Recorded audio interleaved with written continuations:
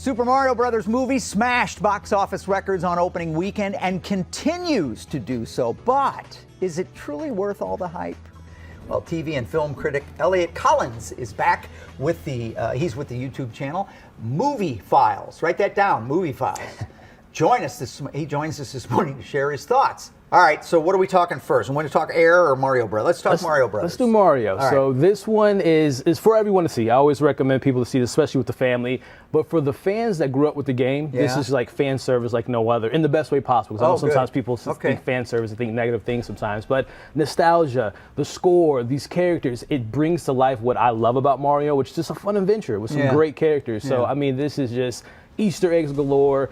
Again, the soundtrack just brings you back to when you played the game. And if you still play the game, you can definitely get those vibes as well. So something for the whole family. And especially, like I said, if you are a Mario fan, this is a must-see to enjoy this film. Do you think movie makers have finally figured out that you can't just grab a great concept and a great theme to draw people in and then have a crappy movie that people in? It just seems like a lot of this stuff is pretty good stuff now. I couldn't agree with you more. And I think they found people that are fans of the IP, that are familiar with the lore and the mythology and the characters. And when you have those people that have that type of love, you get all the attention to detail like you get in Mario. All right. So the other one we want to talk about is Air, because we were interested in it. I've heard good things about it, and you're saying, We're earlier in the year, right, but I am here to say this is my personal favorite movie of 2023 thus far. Wow. Who would have known that a film about, recruiting Michael Jordan to sell shoes in office buildings, and it's just so compelling. That's because you have Ben Affleck, who's directing this film. Great director. He's also in the movie. But then you have this amazing cast with Matt Damon, Viola Davis, Chris Tucker, who I'm a fan of, who has a great role in this film. And it's just so...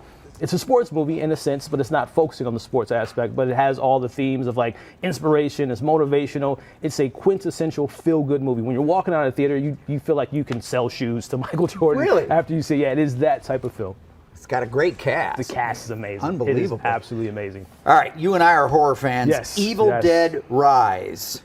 Evil Dead Rise. So this one, unlike Mario, this isn't for the whole family to see, but it is for us horror fans of the franchise. We'll go together then. We can go together, man. I would love to see this again, because this is the Evil Dead franchise brought to 2023 with the technology, the great use of an amazing cast. And if you have followed this lore and the mythology, the young lady that plays our main villain is fantastic. Like, she will have you terrified when you walk out of this theater. This was so much fun, but at the same time, very scary and very entertaining at the same time. So if you have followed these films from the 80s all the way up to now, this is something to see. Really? Yes, it got is me all excited now. It is really, really good. Very, very good. Finally, Matt's on the edge of his seat on this one, Guardians of the Galaxy. Yes, got an opportunity to see it last night. I can't talk too much about it because there is an embargo, but I will say, if you have followed these group of misfits, this is a perfect send-off to these amazing characters.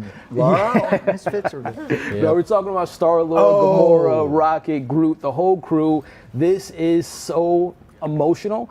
So I will recommend people to bring their tissues with you, because it gets very emotional, but at the same time, it's entertaining. It's very funny, as we know with James Gunn's film. It's supposed to be kind of funny, right? It is funny, but it does get the feels going. Yes, Drax is he's an MVP for sure in this film, and James Gunn too. I mean, the soundtrack is incredible, and I'm telling you guys, you will love how they wrap up the story with the Guardians. Yeah? Yeah. There you go, Matt. All right, Elliot, thank you. Always good to see you. Have a great weekend. You as well. Again, head to Elliot's website for more movie reviews, and we'll also post this segment at kmov.com/greatday, and that will be following the show.